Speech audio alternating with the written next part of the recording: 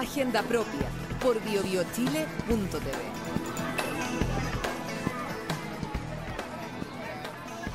¿Cómo está? En Agenda Propia es bueno hacer un balance. No es que nosotros seamos contadores que hacen balances todos los días. No, el balance del año, el balance de nuestro país, qué es lo que ocurrió. La actividad política, la actividad económica, educación, algunos casos emblemáticos, el caso Zamudio, lo que pasó en la Corte Internacional de Justicia de La Haya, un balance porque estamos terminando el año.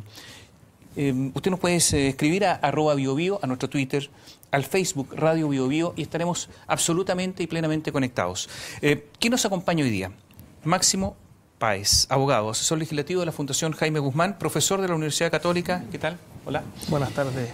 También está Jaime Parada, concejal de Providencia, vocero del Móvil, doctor o candidato a doctor en Historia de la Universidad Católica, además columnista del Declinic. Hola, ¿qué tal? Hola, ¿qué tal?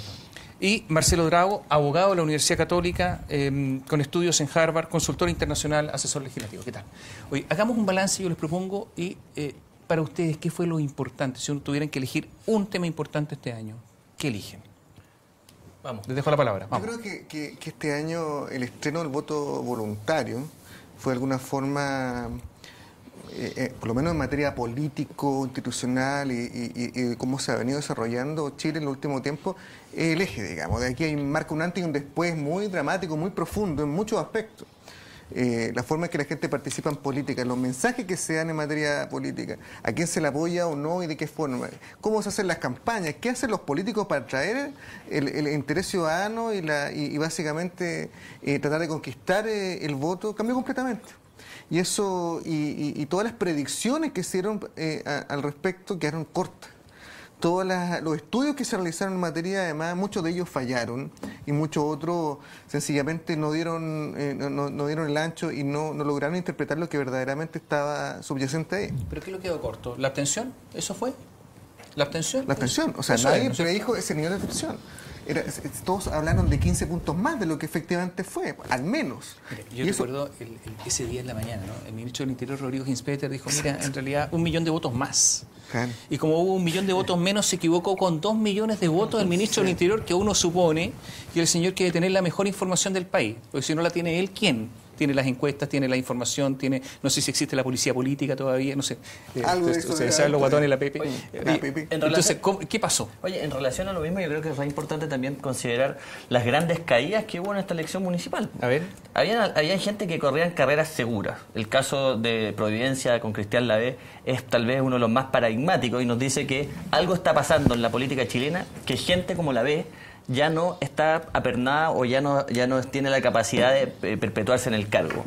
Y eso es re interesante a nivel como fenómeno. Quiere decir que hay una ciudadanía, no sé si más consciente respecto a lo que quiere, pero que está apostando por los temas valóricos al momento de votar y no solamente por aquellos temas considerados programáticos o del día a día. Pero yo les hago una pregunta. Se decía que el gran problema era que la gente, si se inscribía, estaba obligada a votar y si no caía las penas del infierno, las multas. Bueno, ahora es voto voluntario, o sea, podían votar en esta oportunidad, tenían la gran posibilidad. Y en las mesas nuevas, donde había solo electores nuevos, la abstención fue cerca del 85%. Pero ¿sabes ¿Cómo lo explican? Solamente déjame decir algo. En Providencia votó mucha gente joven y escapa de ese índice. Y eso es interesante porque había una causa, porque votaron menos personas, menos adultos mayores que en otros años y votaron más jóvenes que el promedio nacional. Y eso quiere decir que el elector es capaz de movilizarse cuando hay una causa que lo mueve. Y en este caso la causa era mucho menos programática y mucho más valórica y a mí eso me combina o me invita a pensar que estamos frente a un escenario donde la política está redireccionando su eje. Yo tengo una visión distinta. Yo creo que el efecto, cuando estuvo a punto de votarse en el Congreso, por experiencia laboral lo comento, muchos tuiteros utilizaron el hashtag Salvemos la Democracia, pensando en que con el escenario del voto voluntario tú ibas a salvar la democracia y le ibas a dar más legitimidad. Yo siempre fui escéptico y hasta el día de hoy lo soy del voto voluntario como instrumento de relación del ciudadano con los deberes del Estado, pero al margen de eso está la ley. Pero lo que ocurrió es que nadie de esas personas, al final, nadie se hizo cargo de que este va a ser un instrumento que iba a salvar la democracia con esa denominación. Yo creo que lo que pasa en Chile era cosa efectivamente yo fui candidato, Jaime fue candidato en comunas muy distintas, pero en un mismo país, por supuesto en una misma región. Tú te das cuenta que los motivos por los cuales la gente no va a votar, yo que recorrí muchos sectores de Conchalí, tú te das cuenta que los motivos son súper distintos y hay una crisis general de credibilidad con la institucionalidad política. Ahora, yo creo que lo que plantea Jaime, que es muy interesante, que es lo que pasó a la derecha planteó esta elección municipal muy mal. Básicamente porque, lo dijo muy bien Jaime, cayeron liderazgos emblemáticos por errores de ellos. O sea, yo aquí discrepo un poco de la visión de Jaime de que aquí hay un nuevo tipo de elector, análisis político. Aquí lo que pasó Cristian Lavé es que fue preso sus dichos. En Recoleta el Partido Comunista ganó una municipalidad porque la derecha no se pudo poner de acuerdo. En Estación Central se ganó. Si tú te fijas, Carolina Toá ya había sido diputada por Santiago, que es un distrito que a la vez es común. Entonces, si tú preguntas, la derecha sufrió una derrota producto de la abstención, sí, pero también por falta de planificación. Y yo creo que plantea un desafío, el voto voluntario, muy interesante de cara a la elección presidencial, que claramente es la que convoca más. Y con esto termino, que a pesar de que la elección municipal, la gente es la elección que más cerca sienta a sus autoridades, yo que fui candidato a concejal nomás, te das cuenta que es una elección que generó cero entusiasmo. Cero entusiasmo. Yo primero separaría el tema del voto voluntario, los efectos y por qué se dio esa abstención y los resultados electorales por otro lado. Digamos, los resultados yo tengo una interpretación distinta a Max, en el sentido de que a la derecha le fue muy mal. Y yo creo que es bien evidente en las cifras duras, digamos. No, Max también lo dijo. Porque como tú lo interpretaste como los liderazgos emblemáticos, en realidad, más allá de esos liderazgos, en los votos concejales, digamos, que donde se miden los pesos políticos de cada sector, a la derecha le fue mal. Le fue mucho peor de lo que esperaban y perdió votos netos, digamos. Votos no solo producto de la abstención, sino que votos porcentuales. Pero más allá de eso... A ver, tenemos un problema que todavía no tenemos buena información. O sea, ese fue otro desastre, otra cosa histórica. Una elección muy mal organizada, con el mal procesamiento de la información, con muy poco transparente, de muchos puntos de vista. Pero eso es post que la gente va a votar. Sí, no, lo que pasa es que, para ver el tema de la abstención, en muchas mesas que uno dice, bueno, son los nuevos electores y no fueron a votar, muchas de esas mesas eran votos de chilenos en el exterior, que no tenían cómo venir a votar, no sé, que viajaran 12 horas, digamos, de Europa a otros lados para poder ejercer el derecho a voto, porque aparecían como votos nuevos, porque no estaban inscritos en los registros electorales.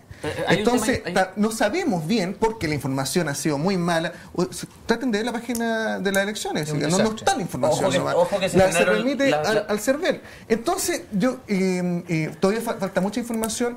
La abstención histórica en todos los países que tienen voto voluntario es mucho más aguda en las elecciones locales que en las elecciones nacionales. Claro. Hay que esperar en la elección presidencial, creo que va a haber una abstención distinta, digamos, y debiera aumentarse el nivel de participación, ojalá significativamente, pero deberían haber hecho ahí unos 10 puntos, que es lo que se da a nivel internacional, y todavía yo creo que este ciclo no lo hemos cerrado, todavía no sabemos los verdaderos efectos del voto voluntario. A mí me parece interesante, el tema del estreno de las mesas mixtas. Dentro de todo este proceso que fue complicado, el estreno de las mesas mixtas plantea algunos desafíos interesantes, y ahora voy a hablar como activista. Por ejemplo, para la población transexual, que para ustedes podría ser muy marginal, es una cosa de dignificación poder votar en una mesa donde no está en cuestionamiento su identidad de género, y eso a mí me parece súper interesante y súper importante, y me parece un muy buen gesto. A ver, Cristian Lavé, ustedes lo tocaron. Sí. ¿Queremos festinar? No. Esta elección a lo mejor marca también, con la derrota de Lavé, ya la ida definitiva prácticamente de los últimos personajes, que eran algunos del pinochetismo, el pinochetismo duro, porque fue muy impactante que los dos presidentes de los partidos de derecha, de la UDI y Renovación Nacional, le fueran a dar en conjunto su apoyo. Porque finalmente la derecha nueva, moderna, y resulta que estaban ahí. Entonces, pero el hecho de que Cristian Lavé haya perdido elimina un problema para la derecha, elimina también una excusa para la concertación, elimina la posibilidad de que a lo mejor en algún momento alguien en la democracia cristiana podía pensar que ya esta derecha más moderna podemos llegar alguna vez a algún acuerdo. Yo creo que falta mucho para eso. Yo también creo Están los Novoa en el Senado. Pero pierde Novoa a lo mejor no va. Entonces, todavía falta mucho para ese proceso. Yo creo que aquí lo que le pasó a Cristian Lavé es... Hay una columna que escribió, hoy día estamos a viernes, Gonzalo Rojas el miércoles en el Mercurio, de cómo...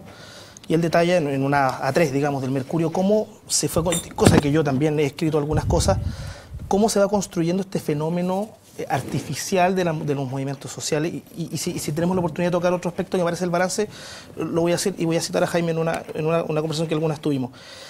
Y tú te fijas que lo que pasa con Cristian Lavé es que él es víctima de sus dichos, sí. Él comete errores políticos, el homenaje a Krasnov, por ejemplo, a pesar de que yo creo que no hay nada de malo en sí mismo, yo creo que él parte de la libertad de expresión, pero un error político. Pero si tú te fijas, lo que ocurre es que No hay nada de malo en hay... sí mismo. Espérate, O sea, desde el punto de la libertad de expresión, de hacer un homenaje, ¿te fijas? Ahora, es un error político, yo no creo que sea... A 100 años de prisión. Sí, bueno, hay gente que le hace homenaje a jóvenes, que da lo mismo, ¿te fijas? O sea, es parte de la libertad de expresión. Lo que yo quiero decir es lo siguiente, él es víctima de... Y él es puesto como el rival a vencer del movimiento estudiantil cuando se empiezan a tomar los colegios en Providencia y empieza a desalojarlo. Yo creo que el movimiento estudiantil fue muy hábil en todo el 2011, bueno, ahora ya está prácticamente muerto, pero el 2010, 2011, ellos lo que buscan es tratar de buscar símbolos que emulen las batallas de los 80. Y yo creo que en ese sentido, cómo se plantea el eje, sobre todo en Providencia, del movimiento estudiantil, da cuenta que Cristian Lavé en algún momento iba a ser el rival a vencer. No olvidemos que Josefina Errázuriz ganó la elección primaria en Providencia, con muy pocos votos. Poquísima votación. O sea, no es que se genere un entusiasmo, y aquí discrepo de Jaime, con una figura valórica de Josefina Errázuriz, es que Cristian Lavé en algún momento, preso de algunos de sus hechos y de algunas actuaciones que él intentó defender, él se propone y se dibuja como una figura dictatorial que hay que derrotar. Y eso evidentemente contribuyó al acarreo, contribuyó a este mito, llenó de sabor esta elección municipal. Bueno, tenía pero faltan muchos también más. exfuncionarios de Pinochet. Pero si miras, hay diputados que fueron seremis del gobierno militar. Oye. Y en ese sentido, déjame, dame un segundo. Y hay diputados de la UDI que son seremis del gobierno militar. Alberto Cardemil hoy día es diputado por Santiago y a nadie le complica que él haya sido la persona que demoró, no demoró y dio los resultados presidenciales. No, o sea, yo creo que Cristian Lavé se ensañó puntualmente los efectos del movimiento estudiantil en Providencia. Yo creo que está sobreinterpretando Max. Yo creo que Cristian Lavé, al darse algunos gustitos, como el homenaje a Krasnov, y al comenzar a transparentarse lo que ha sido Lavé, que fue un alcalde que yo una vez escribí en una columna que le había hecho 2 plebiscitos, después me corrigieron. Nunca hizo un plebiscito para vincular a sus vecinos con las decisiones de la comuna. Muchos que no lo han hecho. No, bueno, pero estamos hablando de que estamos en un proceso de empoderamiento democrático de la ciudadanía. Al comenzar además un proceso que podríamos denominar de desmonumentalización, que es un proceso internacional, donde ya no queremos más estatuas de Franco en España, donde ya no se quiere que la avenida 11 de septiembre se llame 11 de septiembre, sino que Nueva Providencia. También la B significa... Pero no incluyes a Allende en la Plaza de la Constitución, ¿verdad? No lo incluyo. Está bien. Cuando estamos hablando de un proceso de desmonumentalización, también queremos desmonumentalizar a aquellas personas que representan lo peor de la política chilena.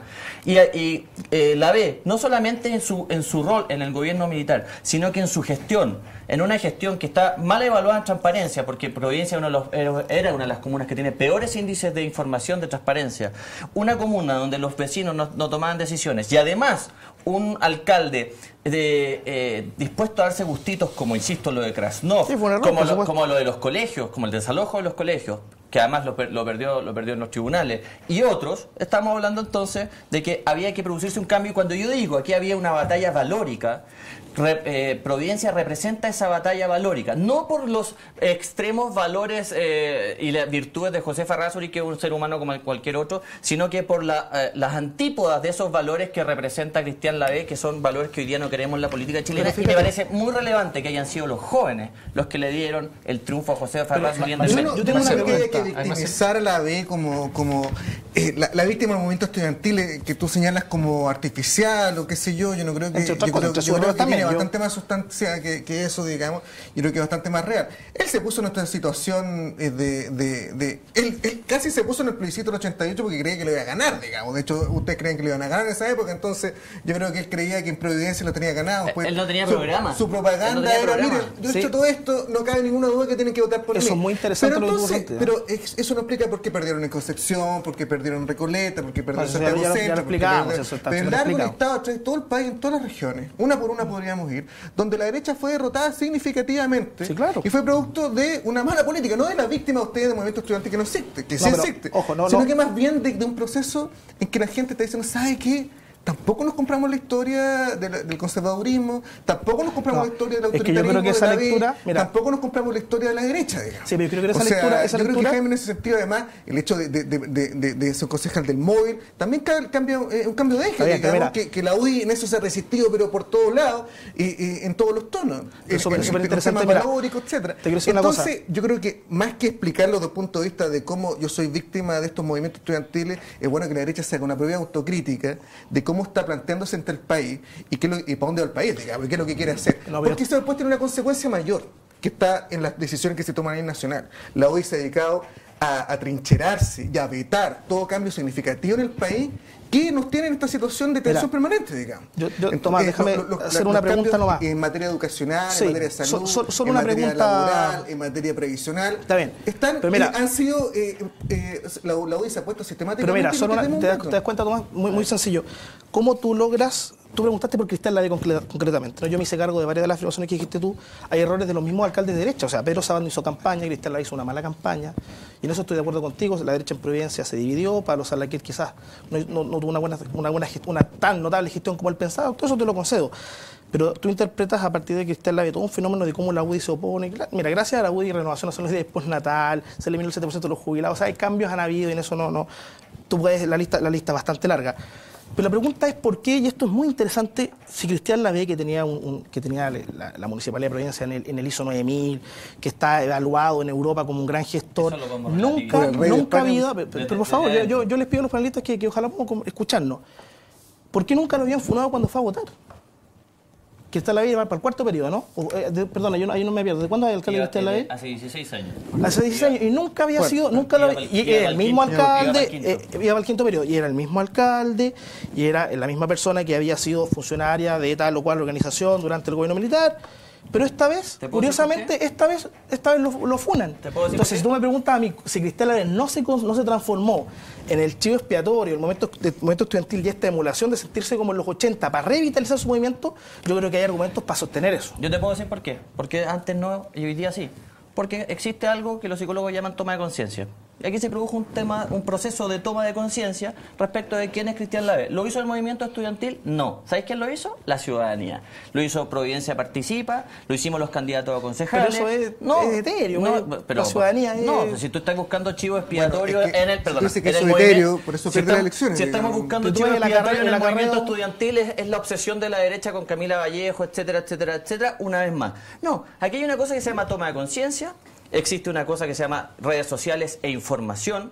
Existe una cosa que se llama empoderamiento ciudadano y eso no pasa por Camila Vallejo, ni Giorgio Jackson, ni Carol Cariola. Esto pasa porque la ciudadanía, porque los jóvenes, porque un montón de personas tomaron conciencia de que aquella persona que ellos creían que era un buen gestor no solamente era, entre comillas, un gestor regular, sino que además un tipo que tenía un pasado. Y eso fue lo que hicimos ver Pero antes no lo funaron. ¿Ah? ¿Por qué antes no lo funaron? Entonces, se tenía el mismo pasado. Te tengo que repetir el concepto, es toma de conciencia. Ya, que concepto muy abstracto. Porque no este está señor de la no le mandó decir a la candidata opositora que era una dueña de casa y de paso no, son errores de él, sin a duda. todas las dueñas de Sin casa duda. se sentían ofendidas. Errores de él, sin duda. Yo no sin recuerdo duda. honestamente que en los años anteriores se haya hecho este homenaje a Krasnov, que es muy brutal para todo el mundo. Sí se había hecho. Se había hecho. Lo peor de todo es que bueno, sí pues no se había hecho tanto alarde, digamos, o por lo menos el espacio no se había dado para que la gente saliera a criticarlo como lo hizo. La toma de conciencia, solito. Sí, por supuesto, en eso estamos de acuerdo. Él generó la toma de conciencia. Hay errores políticos de él, sin duda, yo estoy de acuerdo por con eso. Lo que tú llamas un error político, para mí es sociológicamente una toma de conciencia. ¿Fue derrotada tanto la derecha? Yo me hago la pregunta, porque fue tan grande la derrota de la derecha o tan grande la victoria de la Concertación, ¿por qué? Yo creo que fue emblemática. Yo reviso las 20 comunas con mayores cantidades de electores, 10 para la derecha, 10 para la Concertación. O sea, que el que yo te quiero tomar, mira, lo que sí, hubo hay una derrota, no cabe la menor duda. Sin duda. ¿Fue tan grande? Pero hay una derrota emblemática. Yo creo que una derrota de todos. Yo creo que el voto voluntario en esta pensión fue una derrota global para todos, incluyendo la Concertación. Yo creo que si la Concertación...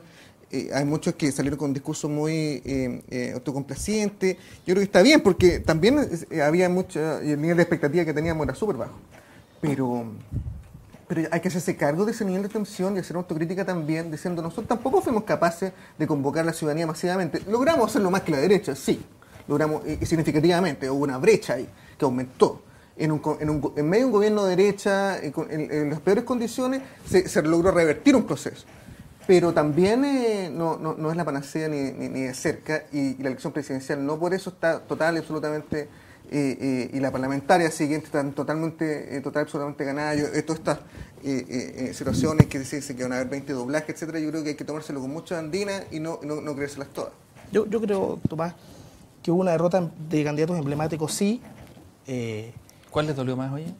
A mí personalmente, Sí. a mí personalmente, Máximo Páez me dolió mucho lo de Cristian Lavé. Ah, lo de Lavé. Por cómo perdió. No porque yo no soy amigo de Cristian Lavé, no lo cómo conozco, reaccionó. no lo conozco, yo no me siento identificado políticamente con ningún planteamiento, pero me dolió por cómo perdió, por los errores de él, etcétera. Yo lo de Pablo Salaquet fue sorprendente, pero si tú te fijas, lo otro, la pregunta emblemática, al final Sabat entre todos ganó.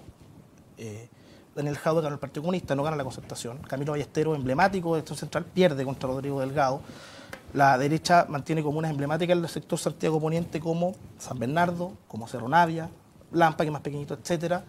Y en Oriente, bueno, se mantienen varias comunas. Yo creo que lo que le da sabor a esta elección son las competencias emblemáticas. Yo no creo que haya habido una pasada de máquina de la izquierda ni de la ciudadanía, etcétera, que lo que dice Jaime es muy cierto para un sector de élite como Providencia. O sea, este empoderamiento ciudadano se dio acá por Twitter, por Cristóbal Velolio, etcétera, y todos los actores que circulan acá en esta comuna.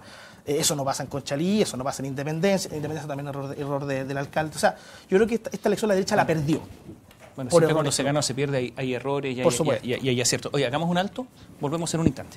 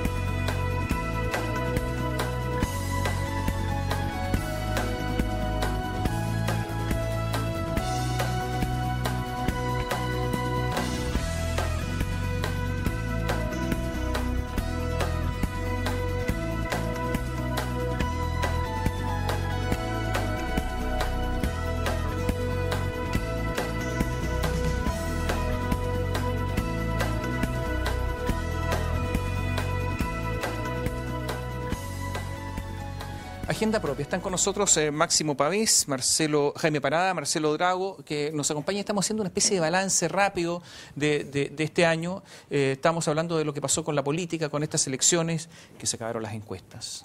Las encuestas, bueno, sale la encuesta CEP, pero la encuesta DIMAR, por ejemplo, para la casa, y lo que evidentemente muestra algo, que hay un cambio notable, pero también yo creo que se tomó la agenda la educación, Comisión Nacional de Acreditación, la corrupción generalizada, que ya lo sentíamos, porque no vamos a decir que esto es nuevo, y el cierre de la primera universidad acreditada, que es la Universidad del Mar. Se ha decretado el cierre, falta que se dicte el decreto supremo respectivo y que tome razón la Contraloría. Estamos en un nivel, yo diría, de derrumbe total. Yo me hago esta pregunta porque si los que tienen que acreditar andan cobrando por esto, uno dice, bueno, es que esto sucedió, no sé, no quiero involucrar a ningún país, pero otros países que uno dice que están llenos de corrupción. Pero esto sucede acá. Yo creo que aquí está en crisis el sistema de acreditación, pero también está en crisis el sistema de universidades privadas. Y lo digo, a ver, valoro que existan las universidades privadas, pero creo que aquí hay un vicio desde el principio, que es que no se ha cumplido con lo que dice la ley de universidades privadas del año 82, que es constituir corporaciones sin fines de lucro. Nadie nunca le quiso poner el cascabel al gato respecto de esta triangulación que hacen muchas universidades privadas creando inmobiliarias para lucrar. Y creo básicamente que esto está muy enlodado con la política. Porque ¿Está cruzado? Está cruzadísimo, porque ¿quiénes son los dueños de las universidades? Desde la extrema izquierda hasta la extrema derecha. ¿Quién le querría poner el cascabel a ese gato? Todas las muchas universidades tienen vinculaciones muy directas con sectores políticos y por lo tanto aquí nunca se pidió fiscalizaciones respecto... Pero estaremos de acuerdo que una cosa es el lucro, que evidentemente que es ilegal y todos sabemos y se decía a vista y paciencia de todo el país. A eso me refiero. Esto no es nuevo. Y otra cosa es que el señor que está encargado de la acreditación ande pasando el platillo. Oye, pero esto se desmorona todo. Pero son primos hermanos ambos fenómenos, porque en el fondo, del momento que tú permites el lucro por la vía de la triangulación y de sociedades espejo, etcétera, estás abriendo la puerta para que se produzcan este tipo de cosas también. Son dos formas distintas, por lo menos... ¿Quién asume responsabilidades políticas acá? O sea, todo pasando un poquito la pelota unos a otros, digamos. Pero, a ver, el sistema universitario privado existe en casi todo el mundo y es perfectamente legítimo, digamos. Cuando opera legítimamente. Sí, no, pero el punto es que en la mayoría de esos casos, cuando opera bien, el lucro no está de por medio, digamos. Yo estudié en Estados Unidos en una universidad privada, la gran mayoría de las universidades son privadas, pero uno sabe que es un fondo, digamos... ¿Ah? ¿Te costó mucha plata? No, gracias a Dios tuve... Carísima en Estados Unidos. Carísima, costaba, es que yo sé. tengo, por ejemplo, Cambridge. Cuesta la mitad que la UNIAC, por ejemplo. No sé. No, pero si te vaya a ayudar... No, pero la es que en UNIAC no Inglaterra está es acreditada, le diferente. quitaron la acreditación. Stanford vale una casa estudiar. A ver, No, Harvard, Y aquí muy caro. también. la, Muchas el veces. tuition de Claro, Harvard casi una casa. eran $80.000 al año. Eso estamos hablando. A eso me refiero. El Bueno, a ver, tuition perdón. más el Hay resto un- de los hay- gastos, hay estoy un- hablando como de la matrícula. Ya, pero hay universidades que cuestan 0 pesos también en el extranjero. Claro, las europeas habitualmente. Claro. Pero Estados Unidos no es así. Pero Las que- europeas son no, pero estatales la gran Estoy mayoría. hablando de Cambridge. Cuesta la mitad de la UNIAC. Tengo los datos acá. Cambridge es inglesa, sí. En Europa el sistema es bastante más... Pero el punto es que son privadas, pero ninguna de ellas es con fines de lucro, digamos. Ni Harvard, ni Princeton, ni Cambridge. Ninguna es con fines de lucro. Y aparte son países desarrollados también, pongámoslo en No, pero contexto podría- No, pero de podría la haber una valoración voluntad de de eso. la actividad científica es distinta. Pero en cuando fuera partieron que- no era un país desarrollado, digamos. Era un Ah. país que estaba partiendo Sí, también. pero en Cambridge, en Europa, nacieron las universidades. Entonces, Está bien, pero ninguna es con No estoy fines de justificando, lucro. pero estoy diciendo Entonces, que es yo creo que distinta la- Jaime en eso tiene esta razón, digamos, en el sentido de que se deteriora, se descompone el proceso cuando nos hacemos todos los locos. Pero ¿cómo es Cuando posible decimos que pero aquí cómo no hay que- lucro, pero sí hay. pero Es ¿cómo como es posible cuando... que ande un filibustero a cargo de toda esta cuestión? Claro, mira, Pero y ¿cómo- después derivan eso. y nadie se da Oiga, cuenta. Yo te voy a decir una cosa, ustedes pero- tienen un tremendo negocio, yo también voy en la parada. Pero- Entonces, derivar a eso es muy fácil. Yo te voy a decir un par de comentarios. Yo creo que en primer lugar, yo quiero valorar el sistema de universidades privadas que hay en Chile. Yo creo que el hecho de que a partir del año 81 no hubiesen solo 6 u 8 universidades, sino que tuve la oportunidad de abrir más, eso es algo que es importante. Yo creo que desde el punto de vista del principio de la subsidiariedad del Estado, de que los privados se hagan cargo regulatoriamente, como dijo Jaime, legítimamente, de la actividad educativa, me parece fantástico, y yo por lo tanto lo valoro. No confundir, ojo, en las universidades privadas con las universidades tradicionales, porque eso es algo que la Universidad Católica, por ejemplo, desde el año 1888 y siempre fue privada. Yo no creo que la Universidad Católica esté en crisis, como tampoco otras universidades que son la Católica del Paraíso, etcétera. Tú te das cuenta No, que, dijimos algunas. que son universidades privadas, que son tradicionales, porque en Chile se confunde el concepto de universidad privada con tradicional y creen que todas las que son tradicionales del Consejo Rectores son estatales y cosas que no es así. Lo segundo me parece bien la mano firme. Yo creo que el gobierno, y no creo que haya sido un gran acierto, yo creo que el tema de la Universidad del Mar es bastante evidente. El hecho de que en Chile se cumpla la ley, una de las facultades que la ley le otorga al Estado, a las administraciones, si no se cumplen determinados requisitos, poder cancelar la personalidad jurídica de las universidades, me parece que eso es una buena señal. Yo quiero recordar que respecto a lo que planteas tú, Tomás, cuando se debatió el tema del sistema de acreditación, una de las cosas que la derecha planteó es, ojo con entregarle a un burócrata, es decir, a alguien de parte del Estado, la acreditación. Porque cuando la universidad, buena o mala, depende de una autoridad centralizada y del Estado, esto es un riesgo que se cae. Y esto va a ocurrir en todo orden de cosas cuando es el Estado el que dirige. ¿Te fijas? Ese fue uno de los grandes errores, justamente. Por supuesto, te Debe fijas, haber sido el pero eso no es Estado que se culpa. hiciera cargo de eso, Pero eso no no el es culpa. mercado. O sea, yo me acuerdo No, que en esa espérate, época, desde el punto de vista José Antonio del punto de vista del dijo, Estado. oiga, son las familias las que tienen que ver por la calidad de la universidad. Dejemos que ella elija, no tiene por qué ser el Está bien. Estado el que me diga cuál es la calidad de la universidad. Es que justamente lo que ocurre es que cuando tú dices, El cuando tú proyecto citas a José original del Antonio, 2003 tenía justamente acreditación obligatoria, parámetros de Perfecto, calidad, pero ¿quién tenía acredita? una agencia estatal de acreditación, Ya, y no es lo que terminó. ya, Oye, pero cuando me- pasa esa eso, fue la UDI, déjame la que terminar la sistemáticamente idea. dejar fuera todo Déjame eso. terminar la idea. Lo que en su momento planteó la UDI es justamente tratar de evitar, porque todo el tema del método es súper discutible, es tratar de plantear de que cuando tú centralizas, y esto, ojo, desde el examen médico nacional, que está la pelotera ahí con los egresados médicos, hasta este tipo de situaciones, cuando tú tienes un ente estatal que certifica, tú puedes caer en estas cosas y es un riesgo. Pero ¿te perdona, fijas? pero los Y lo privados último- están mucho más propenso a caer en ese No, tipo de no cosas. siempre, no a quien le sepa hacer, bueno, yo creo pero que ya, no siempre, ya no da para pero más. es que no, no es el esquema así, o blanco-negro. Yo creo que tú puedes tener agencias internacionales, buscar sistemas mixtos, pero te podía caer esa situación. Y el último es que a mí me parece impresentable, Una agencia políticamente impresentable, que la actual ministra de Educación hizo una declaración, La ex ministra.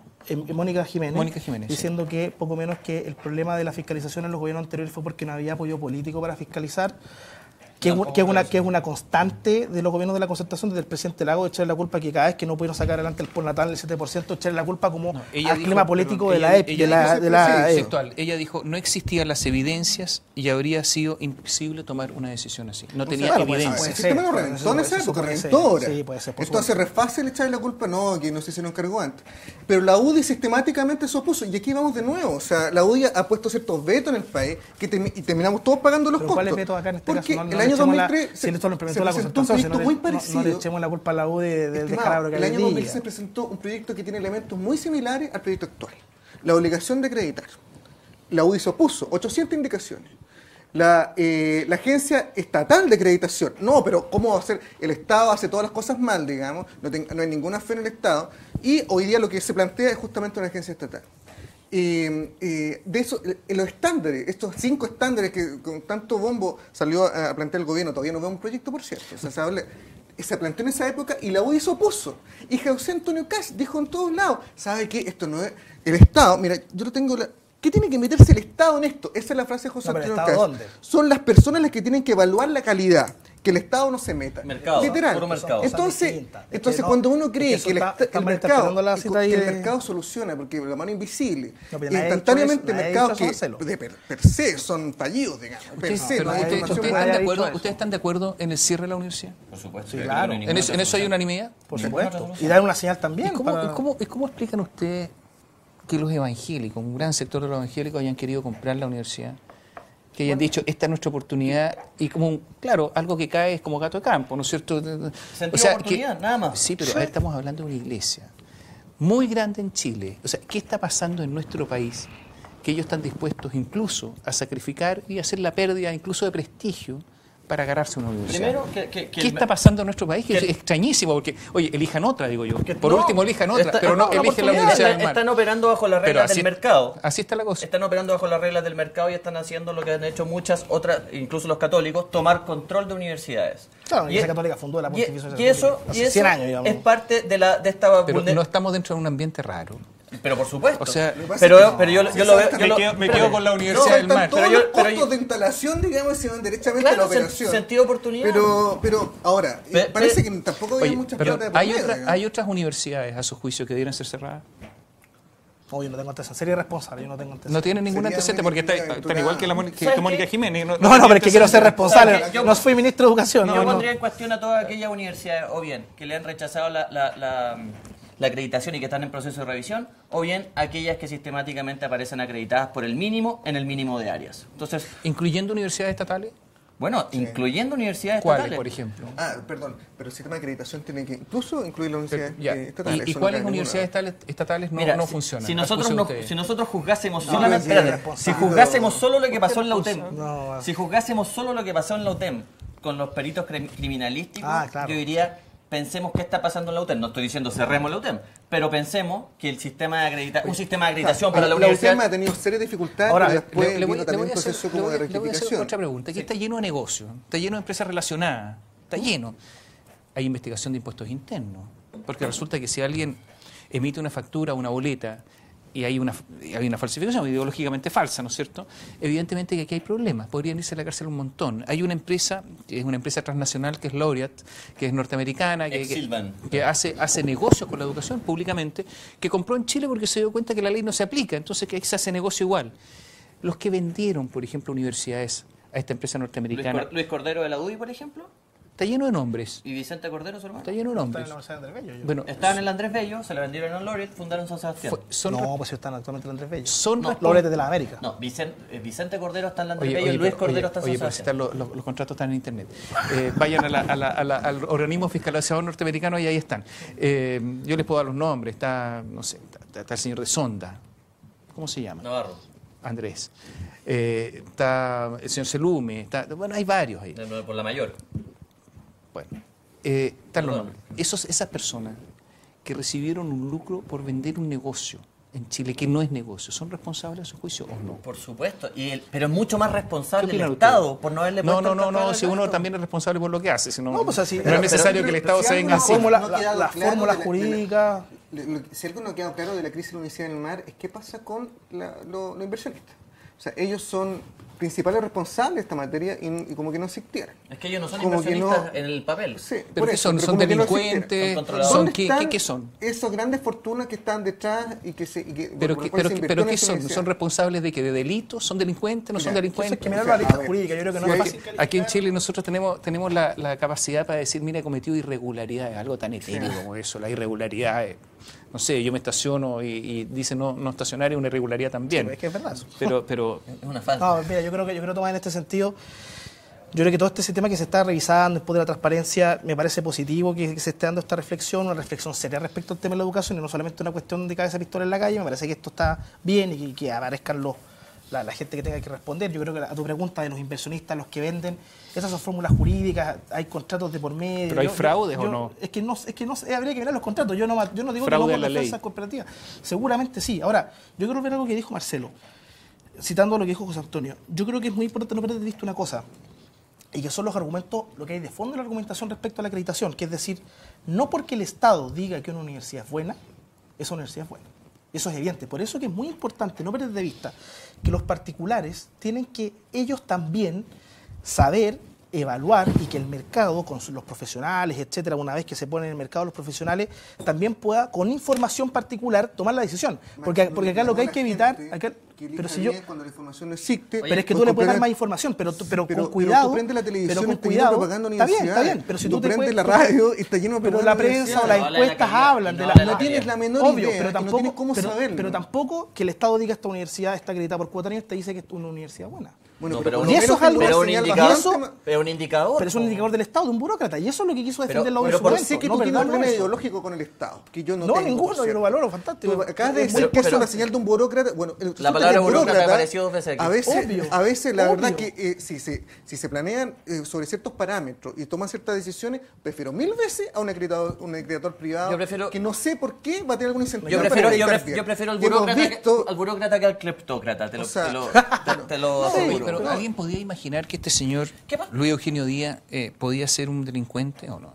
Yo creo que la Porque había trabajado con sindicatos, tenía Defensa experiencia en Episcopal, derechos, no sé. derechos humanos. ¿Qué pasó? Yo creo que eso la es un tema. descomposición Yo me hago una- moral yo de me- alguien yo que me- ha yo me sufrido hago una todo. pregunta. Es un Sí, tema personal, es esto cierto. lo nombró Michelle Bachelet.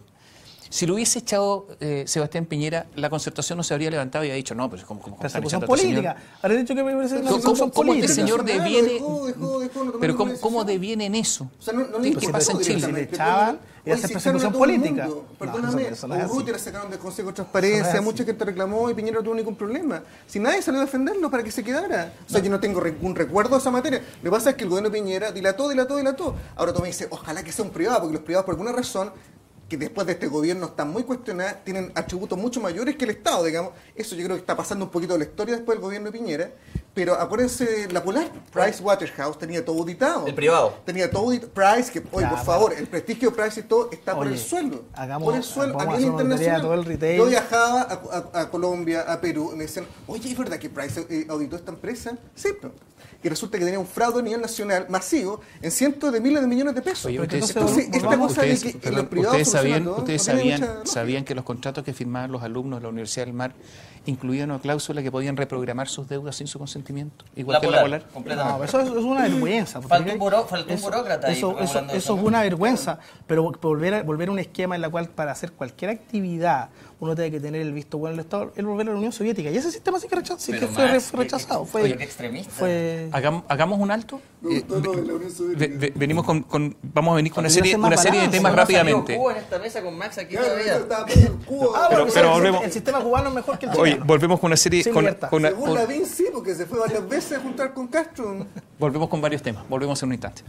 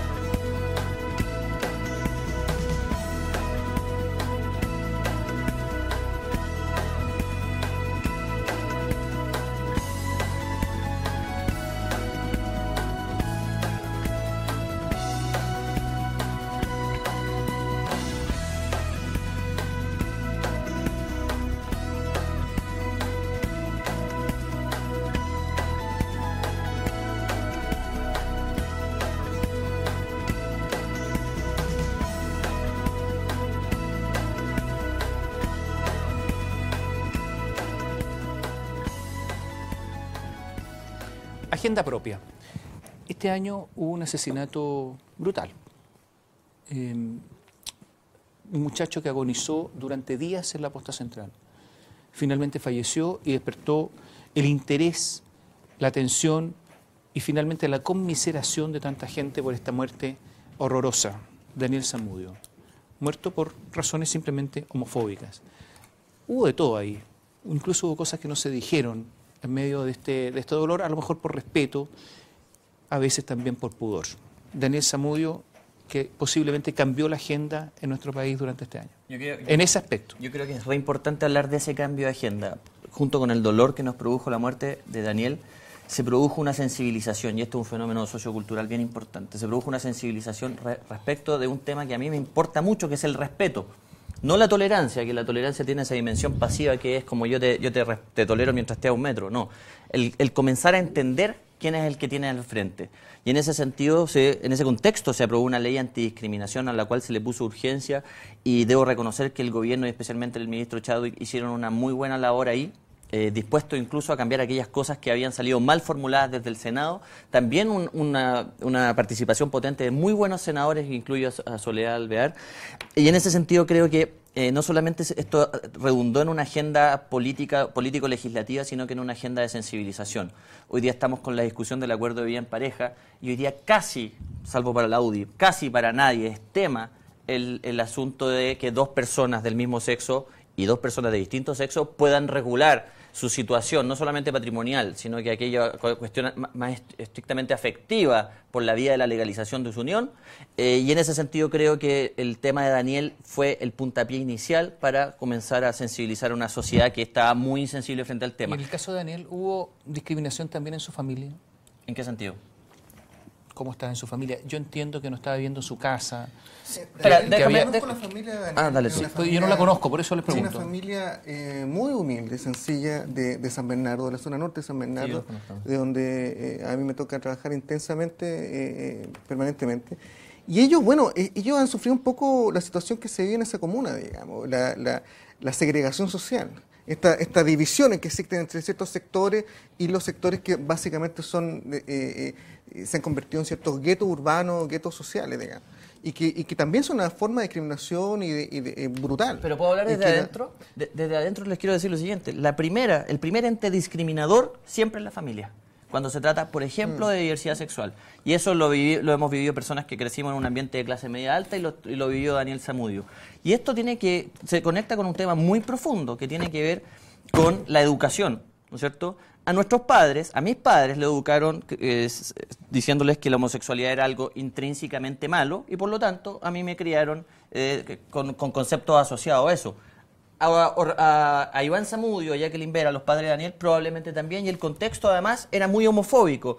Y en ese sentido, entonces, cuando hablamos de un cambio paradigmático, tenemos que instalar el tema de la diversidad sexual, el tema de los derechos humanos de la diversidad sexual, porque no son eso, derechos humanos, en la agenda educativa. Y ahí, solamente ahí vamos a poder producir un cambio cualitativo respecto de cómo abordamos el tema de la homosexualidad, no desde los dogmas. Y por eso quiero aludir a la carta del obispo de San Bernardo, a la columna del obispo de San Bernardo ayer, que me pareció realmente patética, trayendo los temas de la Biblia al Estado y a la legislación. Me pareció realmente patética, realmente fuera de lugar, y sin duda parte de la descomposición de esa iglesia, y que hoy día pierde cada día más credibilidad. Yo lo rescatable es el cambio de la actitud de la ciudadanía muy rápido.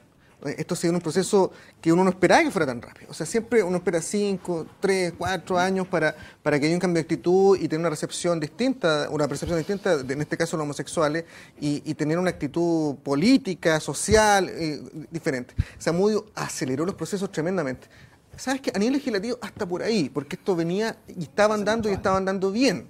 Sí, ahí podemos... 7 años la ley antidiscriminación detenida, perdona. No, está bien, pero en ese último año... Eso no está andando bien. No, en el último año se había avanzado, y de hecho la fórmula ya estaba lista, digamos. Después vino Zamudio y se aceleró, y se logró despachar muy rápido la Cámara de Diputados, pero lo del Senado estaba despachado. Pero no importa, el punto es que yo creo que la ciudadanía cambió de actitud. Dijo, ¿sabes qué? En nuestro país no podemos permitir este tipo de homofobia. O sea, no podemos... La gente que es homosexual merece todo el respeto del mundo, integrado en todos los niveles de nuestra sociedad, sea donde sea, como sea, y merece que no podemos tener una actitud... O sea, la homofobia empezó a quedar arrinconada. yo pensé que eso demoraba 10 años. Demoró 1, En Estados 2. Unidos pasó algo parecido con Matthew Shepard, un cabro que lo mataron y también aceleró los procesos. Esto es algo que ya se había vivido. Yo creo que el tema de Zamudio instaló, o sea, obviamente lamentable, en su momento lo hemos conversado, con Jaime compartimos algunas otras instancias de las cuales en esto estuvimos siempre de acuerdo, que nada justifica que tú le pegues a alguien por un motivo que no sea o legítima defensa o qué sé yo, no tengo idea. Y es muy importante que el tema de la discriminación se instale en serio, y esto es lo único que voy a decir respecto al tema. Ojalá que de la misma forma que nosotros tomamos una conmiseración, como dices tú, tomar respecto de alguien que alguien podría haber discrepado, voy a formular de la siguiente manera. Ojalá que la misma tolerancia que nosotros estamos exigiendo a la gente con los homosexuales se le exija cuando los alcaldes de derecha van a votar, se exija cuando las listas de derecha en las universidades van a votar y no se puede inscribir porque la izquierda les pega. Ojalá que toda la discriminación que nosotros estemos hablando y que se instaló a partir del caso Zamudio, sea en serio para todos. Eso. El único voto en el Senado en contra de Ley Zamudio fue de la ex ministra Ana Bombay, de la UDI. Pero es que, antes de eso se oponían sistemáticamente a incorporar el concepto de identidad de género, sí, eso que dentro perjuicio, del mundo de ese mundo es de los sectores más discriminados, sí, brutalmente discriminados. Sin perjuicio que yo creo. Entonces que hay un largo listado ahí donde ellos se opusieron sistemáticamente.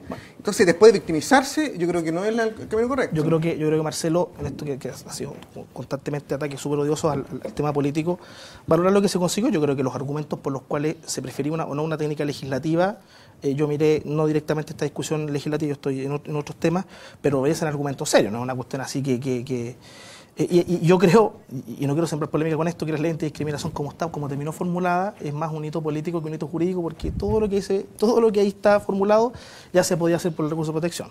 Pero ahí podemos tener una descripción recurso más que los técnica. jueces nunca No se apoyaron. usaba, exactamente. Pero si no se usaba, da lo mismo. No es que no se usara, es que siempre se fallan en contra. No, ya tenemos porque fallos a favor de la ley. No, Sí. las presunciones son completamente distintas. Pero tú miraste los fallos que salieron de la ley de discriminación. Sí, yo interpuse un recurso. Pero tú leíste los fallos de la ley de discriminación, lo que se pide, perfectamente como tiene con el recurso de protección. Pero no se hacía. El recurso de Pero protección eso es un problema que no se era completamente inoperante, No, ese es el problema de los jueces. era absolutamente necesario una ley Claro, de los jueces también son los que aplican esta ley. Yo Ojo, personalmente son los mismos jueces. La han aplicado bien. yo interpuse la primera acción antidiscriminación por una razón distinta a la orientación lesbiana? sexual. No, una razón distinta, que fue una discriminación política en contra de un alcalde de Renovación Nacional, que a un trabajador humilde lo dejó fuera de una feria. 50 trabajadores, excepto uno. ¿Quién era justo el que había votado por el otro candidato? Y se lo grita en la calle, digamos, el alcalde Paine.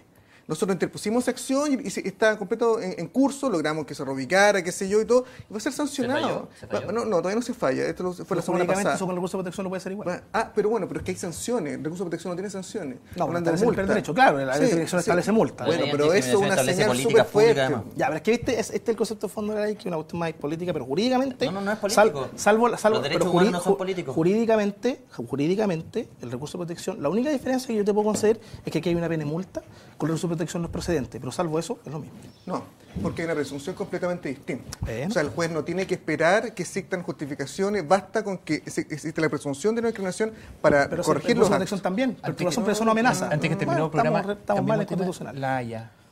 ¿Ustedes creen que va a pasar? A ver, ¿Te puedo decir algo? Yo estaba en Colombia cuando el fallo Nicaragua-Colombia. Efectivamente. Y tú sabes que lo cubrieron en 3 o 4 minutos como un fallo más. ¿Sabes qué? Yo creo que aquí hay una... Sí, no, pero la Perdona, reacción colombiana fue pero, salvaje. Perdona, pero te puedo decir algo y con mucho respeto. Yo creo que había un chauvinismo periodístico pero inconmensurable.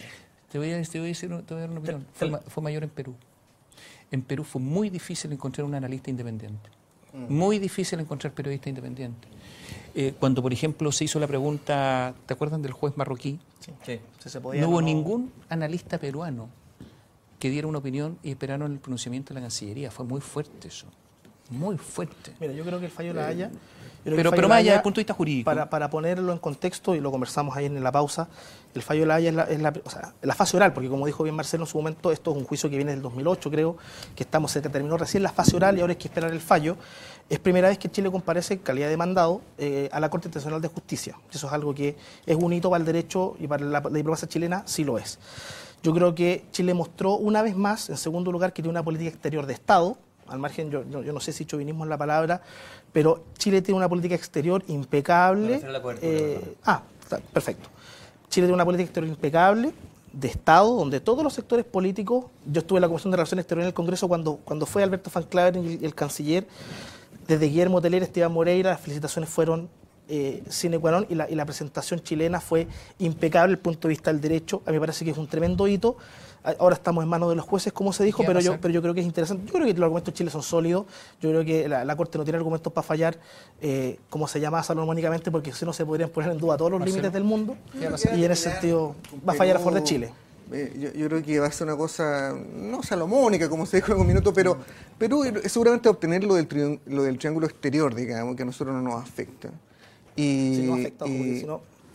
Sí, pero en estricto rigor Chile quiere hacer aguas internacionales y no aguas peruanas. Está bien. Por eso... Sí, pero en estricto rigor no era parte de la disputa. Eso es verdad. Y yo creo que eso es lo que van a terminar obteniendo, digamos. Lo que sí va a significar una derrota, o sea, va a significar un triunfo para Perú, pero no una derrota para Chile necesariamente.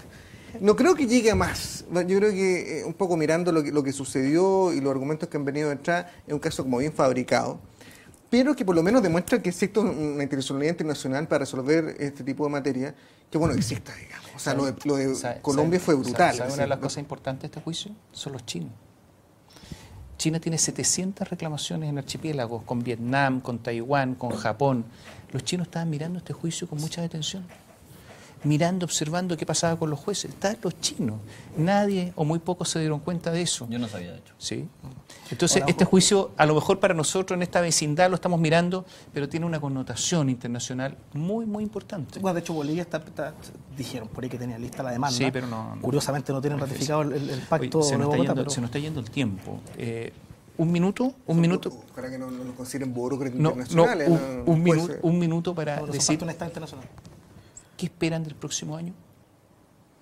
¿Qué Próximo esperan? año vienen las elecciones presidenciales, parlamentarias. Va a ser un año donde realmente se va a saber qué pasó con el país en términos si cambió o no con el voto voluntario y cómo se expresan, digamos. ¿Tú qué esperas el próximo año? Yo espero que el próximo año tengamos ABP, un acuerdo de vía en pareja, mucho mejor que el que mandó el Ejecutivo, que entre otras cosas no permite regular bienes inmuebles, sino que solamente bienes muebles. O sea, tú puedes repartirte la juguera y la tostadora de pan, pero no la casa. Estado civil, que declara un Estado civil. No, claro, entonces, te dije una de las varias observaciones. Máximo. Yo lo que espero es que Chile mantenga el nivel que ha mantenido tanto en su sistema económico, en su sistema político, en su sistema, ya estamos en un régimen de pleno empleo, con cifras elogiadas por el sistema, por el Banco Internacional, por el sistema monetario, el Fondo Monetario Internacional y el Banco Mundial, perdón.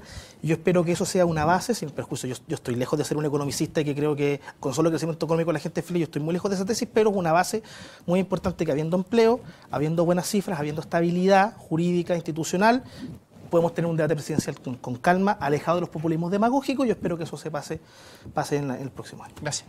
Gracias por estar con nosotros. Máximo Pavés, Marcelo Drago, Jaime Pará nos acompañaron y ustedes nos siguen en @BioBio, también en el Facebook Radio BioBio. Gracias por acompañarnos. Agenda propia por biobiochile.tv.